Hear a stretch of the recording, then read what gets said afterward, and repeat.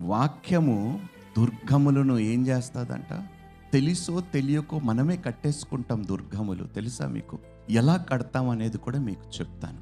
దేవుని సత్యము ఏదైతే చెప్తుందో దానికి మించిన సత్యము ఈ భూమి మీద మరొకటి లేదు. కానీ మన తెలివితో, మన ఆలోచనలతో ఏమంటామో తెలుసా?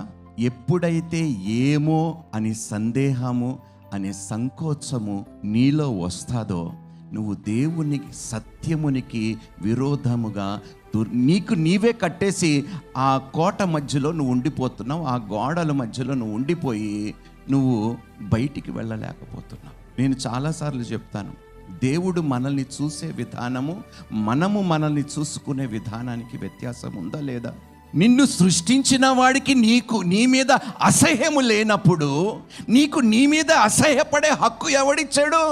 ఎలా దుర్గములు కట్టేస్తామో, ఈ భూమి మీద నేను పుట్టేవాడిని కాదు, నిలబడేవాడిని కాదు, ఆయనకి పాత్రగా నేను ఉండేవాడిని కాదు. ఆయన కానీ నా పట్ల సిగ్గుపడుంటే, మిమ్మల్ని ఎవ్వరిని చూసి కూడా దేవుడు సిగ్గుపడటం లేదు. ఎందుకంటే ఆయన పోలికలో మిమ్మల్ని సృష్టించుకున్నాడు.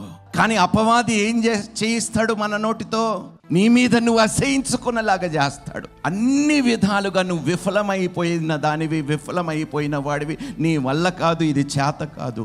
మళ్ళీ క్రైస్తవులు గొప్ప మాట ఏమంటారు తెలుసా? నమ్మటము నీ వలనైతే. సత్యము మన దగ్గర పెట్టుకొని ఆ సత్యానికి, దేవుని జ్ఞానానికి విరోధముగా మనము కోటలు కట్టేస్తే ఎలా చెప్పండి? అందుకని అంటున్నాను, మనము కట్టిన ఈ దుర్గములు పడద్రోయబడాలంటే అది దేవుని అగ్ని వంటి వాక్యముతోనే సాధ్యము.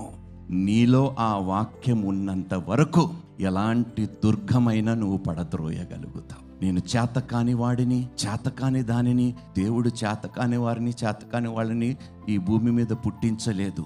లోకముని తలక్రిందులు చేసే వారిని దేవుడు పుట్టించాడు. దేవునికి మహిమ కలుగునుగాక.